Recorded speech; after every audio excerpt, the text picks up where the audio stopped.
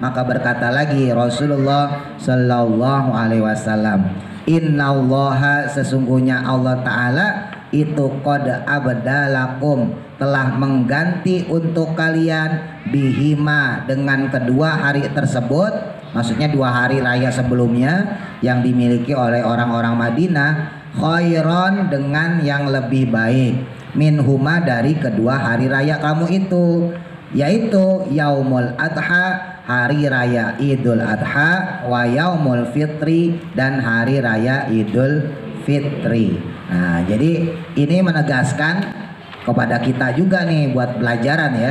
Di antara kita mungkin namanya adat ya Bu, itu ada beberapa hari raya yang dimilikin sama adat kita di Indonesia, karena di Indonesia kan budayanya banyak ya. Ada yang murni dari adat, ada yang murni dari agama, tapi ada juga yang percampuran antara keduanya. Yang dilarang sama Nabi adalah adat yang memang nggak ada hubungannya sama agama. Tapi kalau kayak sekarang nih Nisfu Saban, bersih-bersih ya, itu kan dalam rangka nyambut bulan Ramadan sebetulnya. Cuman ulama zaman dulu pinter ya, diakalinnya dicampurin sama adat kita, sama budaya kita gitu ya. Terus ziarah ke makam, nyekar ya segala macam. Terus kita kunjungin orang tua, silaturahim dan sebagainya. Nah, cuman kan ulama zaman dulu nggak mungkin nerangin kayak begini, ribet.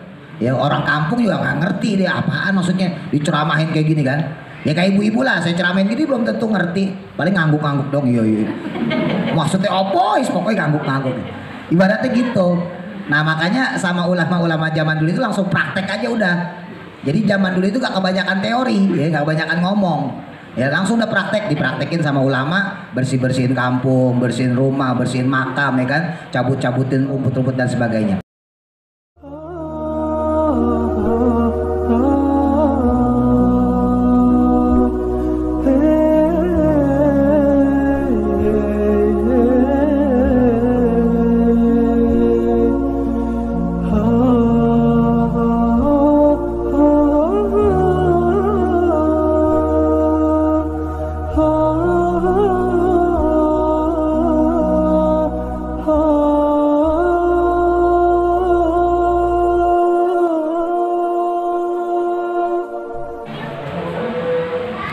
Bismillahirrahmanirrahim. Rawahu meriwayatkan hadis Abu Dawud, Imam Abu Dawud dengan nomor hadis 1134. An Anasin diriwayatkan dari sahabat Anas bin Malik radhiyallahu an. Qadama pernah terjadi Rasulullahi pada Rasulullah sallallahu alaihi wasallam. Maksudnya di zaman Nabi ya, atau di waktu Nabi Al-Madinata ketika beliau di Madinah. Walahum yang mana adapun mereka itu memiliki yaumani 2 hari raya. Yal'abuna yang mana mereka bersenang-senang fihima di dalam keduanya. Jadi dulu sebelum Islam dibawa sama Nabi, orang Mekah punya hari raya, orang Madinah punya hari raya, maksudnya begitu. Nah termasuk di Madinah itu ada 2 hari raya yang mereka orang-orang Madinah itu bersenang-senang. Faqala maka berkata Nabi Muhammad sallallahu alaihi wasallam, ma hadzani al yaumani. Apa sih kedua hari raya ini? Maksudnya keistimewaannya. Qalu maka mereka berkata, kunna nal abu, dahulu kami itu bersenang-senang ya Rasul, fihima pada kedua hari raya tersebut, fil jahiliyati pada zaman jahiliyah atau pada masa jahiliyah. Jadi mereka bilang, oh ini udah biasa Nabi dari dulu kita nih. Ya maksudnya sebelum Nabi bawa Islam ke Madinah itu mereka sudah biasa kayak begitu. Wah ini kita biasa nih, tanggal sekian ini kita senang-senang. Faqala maka berkata lagi Rasulullah sallallahu alaihi wasallam, innallaha sesungguhnya Allah Ta'ala itu qad abdalakum telah mengganti untuk kalian bihima dengan kedua hari tersebut, maksudnya 2 hari raya sebelumnya yang dimiliki oleh orang-orang Madinah, khairon dengan yang lebih baik minhuma dari kedua hari raya kamu itu, yaitu yaumul adha hari raya Idul Adha wa yaumul fitri dan hari raya Idul Fitri. Nah jadi ini menegaskan kepada kita juga nih buat pelajaran ya. Di antara kita mungkin namanya adat ya Bu, itu ada beberapa hari raya yang dimilikin sama adat kita di Indonesia, karena di Indonesia kan budayanya banyak ya. Ada yang murni dari adat, ada yang murni dari agama, tapi ada juga yang percampuran antara keduanya ya. Jadi adat kita di Indonesia tuh karena saking kayanya ya, punya dua sisi ya, dari segi adatnya sendiri sama dari segi agama. Jadi ada yang mutlak adat lah, misalnya gitu ya, di satu pedalaman ada tanggal-tanggal khusus yang dimana mereka itu bikin, bahasa kita gampangnya selamatan lah gitu ya. Itu masih ada di pedalaman-pedalaman ya. Itu ada orang-orang yang dia punya tanggal-tanggal khusus dimana mereka, bahasa Islamnya selamatan, jadi bikin sesajen gitu ya, terus mereka senang-senang di hari tersebut. Nah itu murni adat ya, itu murni adat, mungkin dari zaman dulunya seperti itu. Nah ada yang memang dari agama ya, dari agama misalnya apa, kayak sekarang nih Nisfu Saban ya. Nisfu Saban tuh ada orang-orang, kalau di Jawa Timur, nggak tahu kalau Jawa Tengah Jawa Barat ya, kalau di Jawa Timur tuh ada tradisi itu bersih-bersih kuburan, rumah, bukan cuma kuburan, rumah juga, bersih-bersih desa lah gitu ya, kampung dibersihin. Nah itu kan udah percampuran budaya ya, antara agama sama adat gitu. Jadi memang ada dua sisi itu. Nah yang nggak boleh sama Nabi di sini itu adalah yang murni adat ya. Jadi supaya gak gagal paham nih, karena di Indonesia kita punya adat budaya macam-macam. Yang dilarang sama Nabi adalah adat yang memang nggak ada hubungannya sama agama. Tapi kalau yang kayak tadi misalnya bersih-bersih ya, itu kan dalam rangka nyambut bulan Ramadan sebetulnya. Cuman ulama zaman dulu pinter ya, diakalinnya dicampurin sama adat kita, sama budaya kita gitu ya. Terus ziarah ke makam, nyekar ya, segala macam. Terus kita kunjungin orang tua, silaturahim dan sebagainya. Karena memang jelas ya, orang masuk Ramadan itu ya, dua orang yang dia itu tertahan di bulan Syaban sekarang ya. Satu orang musyrik, kedua adalah orang yang durhaka pada orang tua. Ya itu jelas, hadisnya juga sahih. Jadi andai kata ada orang kok masuk Ramadan dia punya dua penyakit tadi, satu musyrik, yang kedua durhaka sama orang tua, maka dia masuk ke Ramadan itu udah dosa duluan. Nah makanya dianjurin sama ulama-ulama ya, kemudian kalau ada orang yang ibunya meninggal, dia datang ke kuburan doain. Kalau ibu bapaknya masih hidup, datang ke rumah bapak ibunya, ya cium tangan lah, salim lah ibaratnya gitu. Kalau musyrik ya tentunya kembali kepada Allah, taubat. Nah cuman kan ulama zaman dulu nggak mungkin nerangin kayak begini, ribet ya, orang kampung juga nggak ngerti dia apaan maksudnya diceramahin kayak gini kan. Ya kayak ibu-ibu lah, saya ceramahin gini belum tentu ngerti, paling ngangguk-ngangguk dong. Iya maksudnya apa, pokoknya ngangguk-ngangguk ibaratnya gitu. Nah makanya sama ulama-ulama zaman dulu itu langsung praktek aja udah. Jadi zaman dulu itu gak kebanyakan teori ya, gak kebanyakan ngomong ya, langsung udah praktek, dipraktekin sama ulama, bersih-bersihin kampung, bersihin rumah, bersihin makam ya kan, cabut-cabutin rumput-rumput dan sebagainya. Nah kalau adat yang seperti itu adatnya ya emang bercampur sama adat Islam. Jadi ada adat yang murni ya dari Islam sendiri, seperti Idul Fitri, Idul Adha, Nisfu Saban. Nisfu Sabannya mah murni Bu ya, Nisfu Sabannya mah murni ya. Nah tapi adat kita bikin tumpeng misalnya, selamatan ya, yang baca Yasin pada bawa air misalnya, nah itu kan bercampur sama adat. Boleh nggak? Boleh aja, nggak ada masalah, kecuali kalau dia bertentangan dengan syariat. Jadi batasannya itu jangan sampai bertentangan sama syariat. Nah makanya kalau saya pribadi menyikapi dua itu ya, khususnya yang adat bercampur sama agama ya, itu saya nggak mau saklek supaya orang itu pinter, maksudnya gitu. Makanya kayak orang-orang pada ngadain Nisfu Saban ntar malam nih, saya besok Bu. Karena apa nih?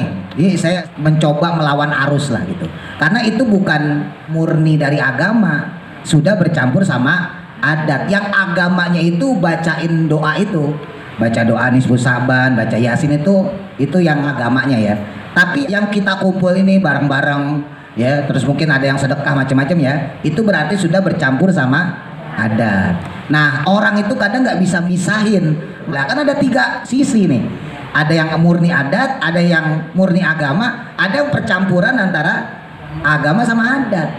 Nah dalam hal yang percampuran agama sama adat nih, kalau saya pribadi itu nggak mau fanatik ya. Jadi jangan heran kalau ibu misalnya nemuin saya, kok Pak Ustadz begitu beda sendiri. Ya memang tugasnya ustadz ya, sebetulnya bukan tugas ustadz dong, tugas ibu juga. Tugas kita orang Islam itu menyeimbangkan hukum. Jangan sampai hukum itu nggak seimbang. Bayangin kalau orang semua ngadain nisfu Sa'ban ntar malam nih, malam Ahad nih ngadain. Maka orang akan beranggapan bahwa malam nisfu Sa'ban itu adalah malam Ahad yang jatuh pada tanggal 14 malam ke-15. Semua orang akan beranggapan seperti itu. Maka harus ada orang yang memberontak. Ya, dalam ini saya lah gitu ya. Nah, jadi memberontak ini.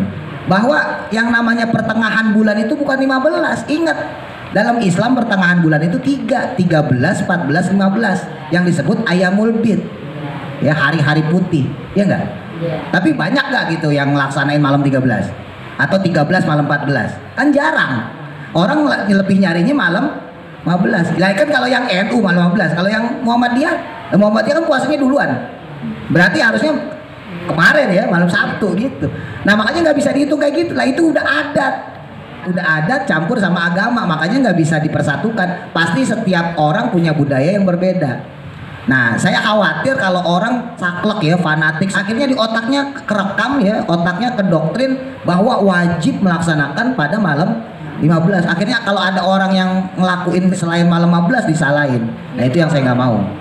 Nah tugasnya kita, ya termasuk saya nih, saya pribadi, tugasnya kita itu menyeimbangkan itu supaya jangan sampai orang itu kemudian berpikiran bahwa malam nisfu Sa'ban itu satu wajib, padahal nggak ada kewajiban malam nisfu Sa'ban. Yang punya kesempatan silahkan, ya. Nggak punya kesempatan ke masjid, ya udah di rumah aja beres kok, sama aja. Baca Yasin di rumah sama aja kok, ya kan. Kalau punya kesempatan datang ke musola, ke masjid, ke majelis taklim, ya ke pengajian, gabung bareng-bareng. Kalau punya kesempatan, tapi kalau nggak punya kesempatan nggak ada kewajiban. Ya kan, orang itu nggak ada di dalam rukun Islam. Nah terus dari segi harinya, apakah harinya harus malam 15? Enggak juga, ya nggak ada ketentuan itu, yaitu karena adat kita bercampur sama agama gitu ya. Nah makanya hal-hal yang kayak begitu sebetulnya nggak ada masalah dan nggak ada larangan dari Rasulullah. Yang nggak boleh itu adalah yang murni adat. Tadi saya sampaikan ya, ada beberapa suku-suku pedalaman yang dia itu bikin sajen, bikin selamatan segala macam. Sampai sekarang masih banyak kok di beberapa tempat itu ya, yang nggak sesuai sama syariat. Bahkan ada yang mengkultuskan satu pohon lah gitu ya. Cuman orang kan kadang-kadang udah kena mitos nih ya. Jadinya kalau lewat takut, ya merinding. Mau nebang takut sakit. Nah, tahu setannya kan gitu kan. Nah itu yang kebiasaan tadi tuh saya sampaikan. Jadi kebiasaan yang memang murni adat. Nah yang ditentang sama Islam itu yang tadi ya, yang kebiasaan murni adat yang nggak ada hubungannya sama agama. Tapi kalau yang diadopsi ke agama itu memang berkat ulama-ulama kita, wali-wali kita ya. Misalnya lagi adat kalau puasa ya, ada takjilan ya. Kalau sebetulnya bukan takjilan, iftar itu buka puasa. Kalau takjil itu bersegera. Tapi ya serapopo lah, sudah kantung ya. Mau ganti susah ya. Takutin ketarapan. Nah, iya, ya serapopo lah. Nah kalau di kampung itu ada jaburan ya, ada nggak? Nah di kampung ya kan gitu kan. Nah itu sama tradisi itu. Emang di zaman Nabi ada? Kagak ada. Ada nggak di zaman Nabi? Kagak ada. Lah itu kan murni adat bu. Adat kita orang Indonesia suka ngasih makan ke orang. Dilalahnya dalam Islam kok ada tradisi buka puasa yang mana Nabi mensunahkan orang-orang yang punya kelebihan untuk memberikan makanan kepada orang yang buka puasa. Bahkan dijamin loh sama Nabi loh. Puasanya yang dia lakukan pahalanya itu kita dapat juga. Jadi kalau kita ngasih makanan kepada orang yang puasa ya, yang puasa dia nih puasa sunnah misalnya gitu ya. Nah dia makan puasa, kita enggak lah, kita gara-gara ngasih makan itu kita dapat pahalanya. Cuman gara-gara ngasih makan doang. Apalagi kalau puasa Ramadan lah, kita puasa juga. Ya kan kita puasa, dia puasa, terus kita ngasih makan, bikin tajilan ke musola, ke masjid misalnya gitu ya. Nah maka otomatis pahala puasa kita double. Puasa sendiri sama pahala orang lain yang kita kasih makan gitu. Nah itu kan adat lagi-lagi ya, adat yang bercampur dengan agama. Nah kalau adat yang bercampur sama agama itu nggak masalah. Ya termasuk yasinan, tahlilan ya. Yasinan, tahlilan itu adat yang sudah bercampur sama agama. Misalnya di Mesir, di Baghdad, di Irak ya, itu ada mereka-mereka yang melaksanakan tahlilan kayak model kita. Cuman surat yang dibaca bukan Yasin. Ya misalnya kayak di Irak ya, di Baghdad misalnya. Di Baghdad itu yang dibaca itu Tabarok. Kalau di Mesir itu yang dibaca Al-Kahfi. Cuman beda surat aja. Lah di Indonesia yang dibaca surah Yasin. Dulu saya nanya sama guru saya, kenapa Indonesia kok identik sama Yasin? Ya, terus ketika saya belajar ya tafsir Yasin macam-macam ya, oh ternyata memang kebutuhan orang Indonesia itu lebih kepada fadilah-fadilah yang ada dalam surah Yasin. Surah Yasin itu fadilahnya banyak Bu. Ya diantaranya kalau orang zaman dulu ya buat perjuangan ya, jadi buat kebal tembak segala macam zaman dulu. Kalau zaman sekarang ya kebal ditagih hutang ya kan. Nah itu zaman sekarang. Kalau zaman dulu kebal tembak segala macam itu. Ya, jadi saya baru paham gitu. Jadi buat dikjaya lah gitu ya. Buat jimat lah kalau bahasa kita dalam tanda kutip buat jimat. Dan termasuk kalau buat orang meninggal, doain segala macam ya. Orang hadisnya juga banyak kok. Dulu kan kita pelajarin tuh yang di surah Yasin tuh ya. Disebutin sama Nabi Iqra'u mautakum Yasin. Bacain orang-orang yang meninggal di antara kalian surah Yasin. Itu Imam Ibnu Katsir mengatakan dalam fatwa beliau dalam tafsirnya, bukan orang meninggal tok udah dikubur atau setelah dikubur ya Bu, bukan. Tapi setar baca Yasin itu dari dia sakratul maut. Jadi orang sakratul maut itu udah mulai setar dibacain Yasin. Ketika dia udah meninggal sunnah dibacain Yasin. Di kuburan juga kalau bisa dibacain Yasin untuk memudahkan rohnya itu. Bahkan nanti ketika dia sudah dikubur terus keluarganya pulang ke rumah juga dihadiahkan surah Yasin. Maksudnya begitu. Nah, yang kayak begitu itu kan anjuran dari Rasul tuh, anjuran dari Nabi ya. Kemudian bercampur sama adatnya orang kita tuh apa ya? Ngasih makan lagi-lagi. Pasti kan kita nyediain air, minimal air putih lah ya. Air putih, cemilan segala macam. Masa udah minta tolong sama orang bacain Yasin keluarga kita yang meninggal kita nggak ngasih apa-apa. Walaupun secara agama sekali lagi nggak ada masalah. Nggak ngasih apa-apa pun dosa nggak? Enggak. Ada keluarga saya meninggal nih, ibu saya undang Bu, tolong bacain Yasin di rumah saya. Misalnya gitu ya. Saya nggak ngasih apa-apa kepada ibu-ibu ya kan, ya nggak ada masalah secara agama. Nah itu yang murni agama, ya yang murni agamanya di situ, bacain Yasinnya. Saya nggak ngasih apa-apa, nggak ada masalah. Nah yang adatnya kemudian, adat kita nggak enak lah, masa ngundang orang nggak ngasih apa-apaan, ya kan? Akhirnya saya kasih air, saya cemilan kan begitu. Tapi sekali lagi secara hukum agama, andai kata saya nggak kasih ibu berkat, nggak saya kasih ibu makanan, cemilan, air, dosa nggak saya? Enggak, ya paling digerutuin aja pelit amat. Diomongin pelit amat Pak Ustadz gitu. Kayak gitu ya. Tapi kalau secara agamanya gak ada masalah. Sama kayak tadi nisfu Saban. Emang harus pakai makanan apa, harus bawa air? Enggak kok. Yang penting kita doa di malam nisfu Saban. Mau malam 13, mau 13 malam 14, mau tanggal 14 malam 15, mau tanggal 15 malam 16 sama. Ya. Makanya ketika ada adat yang bercampur dengan budaya tadi, ya kita harus pinter-pinter Bu, jangan saklek, jangan fanatik ya. Kan banyak orang-orang kayak gitu yang terlalu fanatik banget sama adat yang udah kecampur sama agama. Padahal jelas-jelas tuh itu bukan agama murni. Kalau agama murni ibu wajib saklek. Ya kayak hari raya Idul Fitri, Idul Adha ya. Itu kan udah hari raya kita, udah pasti itu. Ya nggak bisa enggak, maksudnya nggak bisa ditawar-tawar. Tapi kalau yang lain-lain yang bukan ada hubungannya sama agama misalnya gitu, atau ada hubungannya tapi ya hanya sisi lain aja, itu nggak ada masalah. Misalnya kayak mudik lah. Kan kalau Ramadan selesai ibu pada mudik bisa gitu ya. Coba pertanyaan saya, mudik itu wajib nggak dalam Ramadan? Nggak ada kan kewajiban itu. Ibu paham tuh. Tapi kan nggak sedikit orang wah harus pulang kampung gitu. Kalau punya duit. Nah, kalau punya duit. Nah kalau nggak punya duit terus minjem sama orang, kan malah nyusin. Iya. Jadi misalnya gitu ya, seandainya ibu nggak punya duit nih, biasanya pulang kampung lah. Kok tahun ini nggak pulang kampung misalnya? Waduh, saya nggak bisa pulang kampung. Ya udah, nggak usah nyesel, nggak usah kecewa ya. Kenapa? Karena itu bukan wajib. Yang wajibnya kan puasa Ramadannya.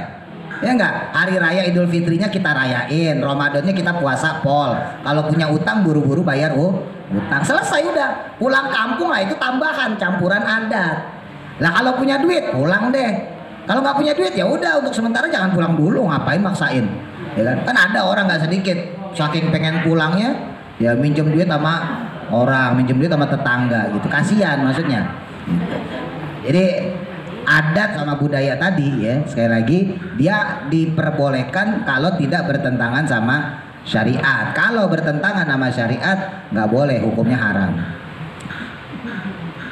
Rawahu Ibnu Majah, diriwayatkan dari Imam Ibnu Majah dengan nomor hadis 1782.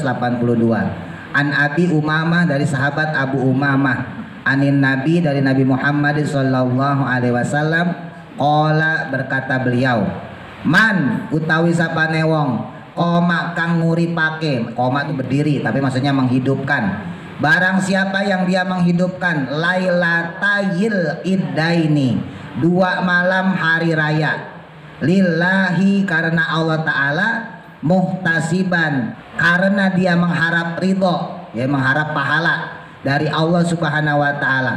Jadi kalau ibu malam hari raya, malam sholat id, mau malam idul fitri, mau malam idul adha ya sama aja. Kok ngidupin malam hari raya? Ngidupin malam hari raya tentunya dengan apa? Dengan lafaz takbir. Ya Allahu Akbar, Allahu Akbar. Walaupun mungkin kalau ibu kan nggak ke musola. Nah ibu mah di rumah ya kan sambil masak opor. Malam takbiran ya kan buat besok. Nah, kalau punya ayam. Kalau nggak punya minta buah-buah wiji. Tampang ya. Nah, walaupun kalau yang perempuan ya, kalau ibu-ibu, walaupun ibu-ibu nggak ke musola, nggak ke masjid untuk takbiran sama kayak orang laki ya. Nah, tapi manfaatin, maksudnya di malam itu manfaatin untuk tetap menghidupkannya. Caranya gimana ya tadi, sambil masak segala macam, ya, sambil bikin bumbu dan segala macam itu. Kalau bisa kita baca takbir juga. Nah, ini fadilahnya nih.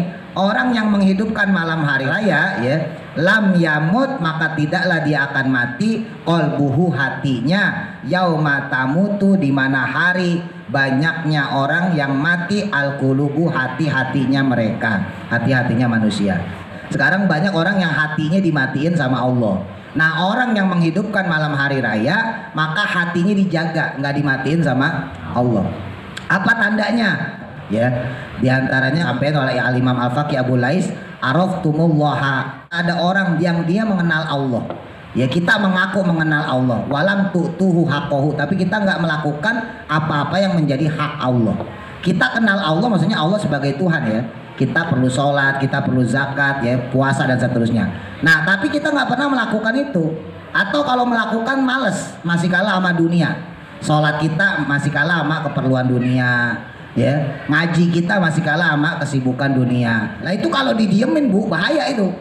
Ya, kalau cuma sekali 2 kali masih wajar lah. Ibarat tembok kotor, ya dibersihinnya gampang. Ya, tapi kalau udah berkali-kali, ya nggak sholat, nggak ngaji, nggak sholat, nggak ngaji terus aja. Nah itu ibarat tembok tuh udah kotor banget, bersihinnya susah. Nah itu yang orang disebut mati hatinya.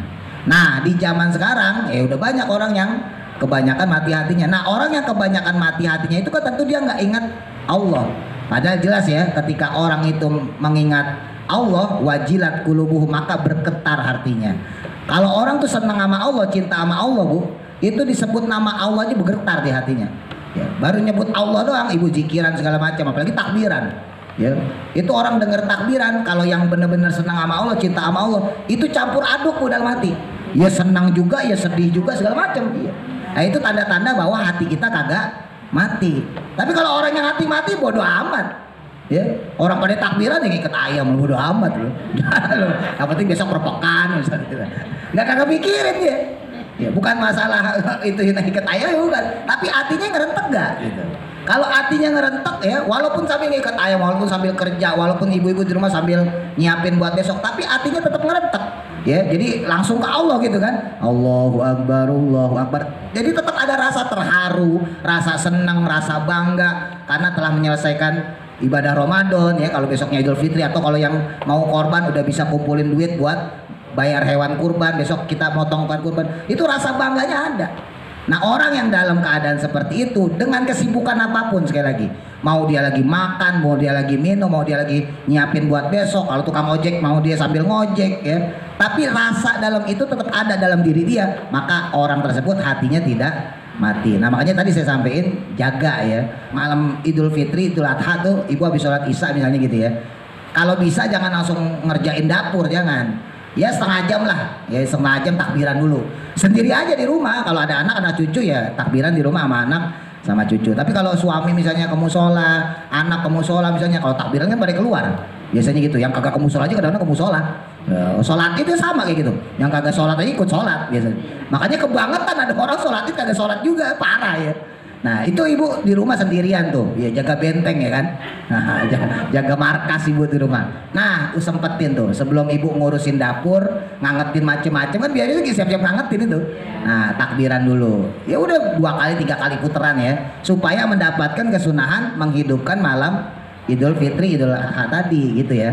Walaupun mungkin ibu nggak bisa kayak orang-orang sampai full pagi ya, yang bapak-bapak misalnya gitu ya, yang anak muda, yang orang laki, dia bisa sampai pagi sampai subuh itu. Ya saya Idul Fitri udah Adha juga begitu, sampai pagi sampai subuh. Nah kita ibu-ibu nih yang perempuan nggak bisa, setidaknya jangan sama sekali enggak gitu ya. Walaupun cuma setengah jam, habis itu udah jam 8 nih, ya kan habis takbiran sendiri, ya udah ke dapur ngangetin macem-macem, siapin buat besok. Rawahu Ibnu Majah. Satu lagi ya, diriwayatkan dari sahabat Ibnu Majah dengan nomor hadis 1091. Ani bin Umar dari sahabat Abdullah bin Umar. Qala berkata ijtama'a telah berkumpul, maksudnya berbarengan, idani 2 hari raya ala ahdi Rasulillah pada zamannya Rasulullah Shallallahu Alaihi Wasallam.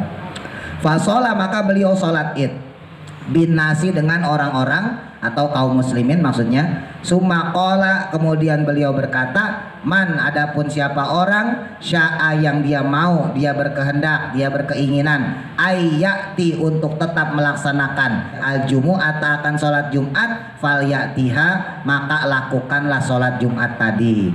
Waman dan siapa orang ya, sedangkan bagi orang sya'a yang dia mau, dia ingin ayyatakhollafa untuk membedakannya, maksudnya tidak melaksanakan sholat Jumat, kan saya udah sholat id ya, falyatakhallaf maka tidak apa-apa untuk meninggalkannya, maksudnya untuk berbeda dengannya, tidak melaksanakan sholat Jumat. Dan ini sambungannya kemarin ya.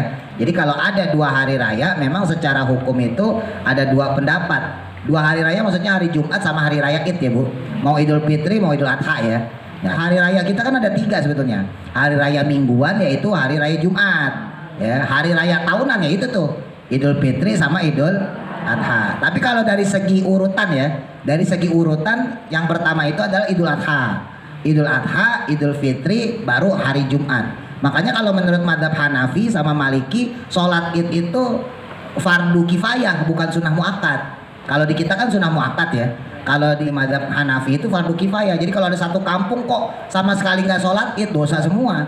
Walaupun secara hukum pribadinya personilnya sunnah ya, tapi secara komunitas hukumnya fardu kifayah. Jadi kalau ada satu kampung yang nggak melaksanakan sholat id menurut madhab Hanafi ya, bukan madhab kita. Kalau madhab Syafi'i mah enggak. Kalau menurut madhab Hanafi dosa satu kampung. Nah makanya ketika ada 2 hari raya, maksudnya di sini adalah hari raya id ya, baik Idul Fitri atau Idul Adha, kok ketemunya di hari Jumat ya, terjadinya pas hari Jumat, maka diperbolehkan, sekali lagi secara hukum hadis diperbolehkan orang untuk tidak melaksanakan sholat Jumat, jadi diganti sama sholat zuhur. Nah cuman kemarin sempat saya singgung ya, ulama-ulama fikih itu mengkritisi kenapa Nabi nih ngomong kayak begini ya kepada Abdullah bin Umar. Oh ternyata ya di zaman Nabi itu ketika orang sholat id itu tumpah ruah Bu. Orang yang di kampung-kampung ya, orang-orang yang di pedalaman itu datang semua ke Masjid Nabawi. Lah zaman dulu belum ada mobil, belum ada motor ya, mereka rumahnya di pedalaman, jaraknya 10 kilo 20 kilo dari Masjid Nabawi. Bayangin mereka dari subuh jalan, dari jam 3 jam 2 jalan untuk menuju Masjid Nabawi, sholat berjamaah, sholat id sama Nabi. Dan sekarang kalau dari rumahnya, misalnya rumahnya di Bekasi gitu ya, jalan kaki loh, bukan naik Grab. Naik Grab gampang ya, jalan kaki dari Bekasi misalnya ke Jakarta nih, butuh waktu 4 jam 5 jam. Lah nyampe Jakarta sholat id, terus kan dia pulang. Nah pulang sholat Jumat, balik lagi, coba bayangin. Lah itu kan kasihan, makanya lahirnya hadis ini. Bagi kalian yang pengen melaksanakan sholat Jumat, silakan laksanakan sholat Jumat. Makanya ada sebagian yang rumahnya jauh, sahabat-sahabat ya, yang rumahnya jauh, mereka nggak pulang, udah di sini aja deh sekalian sholat Jumat. Tapi ada sebagian dari sahabat-sahabat yang lain juga kemudian memilih pulang. Nah sampai di rumah mereka tidak sholat Jumat, maka mereka melaksanakan sholat zuhur, karena nggak mungkin baru balik terus balik lagi ke Masjid Nabawi. Loh jam berapa itu? Ya kalau berangkat dari sana misalnya jam 3 malam atau jam 2 malam, jam 2 nyampe Masjid Nabawi subuh, berarti 4 jam tuh ya, sholat subuh terus kemudian sholat id, habis sholat id bubar jam 8, butuh waktu 4 jam pulang ke rumah, jam 9, 10, 11, 12 sampai rumahnya udah zuhur ya kan, gimana mau sholat Jumatnya. Nah makanya mereka kemudian sholat zuhur di rumah mereka, maksudnya keadaan seperti itu. Nah tapi ala kulli hal intinya ketika seseorang berhadapan dengan 2 hari raya ini memang secara teks hadis begitu. Maksudnya begini, andai kata di antara ibu-ibu ya ada tetangganya, saudaranya atau mungkin suami ibu sendiri memilih saya nggak sholat Jumat deh. ya, karena hadis nabinya ada seperti itu benar. Tapi mereka-mereka yang tetap melaksanakan sholat Jumat juga benar, karena memang menurut fikih itu hanya terjadi di zaman Nabi yang mana saat itu rumah orang itu jauh, ya mereka terkendala untuk berangkat ke Masjid Nabawi. Lah kalau sekarang ilat tersebut, sebab tadi ya, ilat itu alasan, sebab yang memperbolehkan orang tidak melaksanakan sholat Jumat udah nggak ada. Dan sekarang masjid di mana-mana dekat, ya kan? Nah, alat teknologi juga ada canggih. Kalau seandainya kita nggak bisa jalan, kita bisa pakai kursi roda misalnya gitu, atau kita bisa naik ojek, naik macam-macam. Nah di zaman Nabi itu nggak ada, makanya Nabi memperbolehkan orang-orang yang sudah melaksanakan sholat id tidak lagi melaksanakan sholat Jumat. Apalagi kalau secara psikologis nih Bu, ya kemarin sempat saya singgung, orang habis sholat id nih, Ibu habis sholat id ya, mau Idul Fitri apa Idul Adha itu pasti kan senang-senang. Contoh nih, habis sholat Idul Fitri, apa yang kita lakukan? Salam-salaman, ya kan? Makan di rumah opor, ya kan? Makan lontong, ya kan? Nah sekarang bayangin kalau itu terjadi sama sahabat yang dari gunung-gunung. Kalau mereka nggak pulang coba, ngiler gak kira-kira tuh? Lihat orang-orang pada pulang rumah makan opor. Coba, ini ada orang Bekasi datang ke sini kan, ujuk-ujuk kan sholat id. Ngiler gak kira-kira? Ngiler. Makanya tuh hebatnya Nabi. Udah kalau kalian mau pulang pulang aja. Lah daripada di sini ngiler ngeliatin orang-orang, iya gak? Nah, iya. Tuh hebatnya dakwah Nabi. Nah sekarang pertanyaannya, andai kata kita nih, misalnya ke laki-laki, ibu-ibu punya suami atau anak gitu ya. Lah pertanyaannya di situ, ada nggak keberatan kamu melaksanakan sholat Jumat? Kalau nggak ada keberatan melaksanakan sholat Jumat, ya udah jalanin aja sholat Jumat. Jadi ilat itu menurut ulama fikih ya, sekali lagi bukan ulama hadis. Kalau menurut ulama fikih ilat tersebut sebab itu udah nggak ada, karena di zaman Nabi memang serba keterbatasan, makanya wajar udah melaksanakan sholat id nggak perlu sholat Jumat, ganti sama sholat zuhur. Tapi kalau yang zaman sekarang menurut ulama-ulama fikih itu udah nggak ada keterbatasan itu. Kalau sekarang udah zaman gampang, makanya tetap wajib sholat Jumat. Gitu. Wallahu a'lam. Mudah manfaat. Al-Fatihah. A'udzu billahi minasy syaithanir rajim.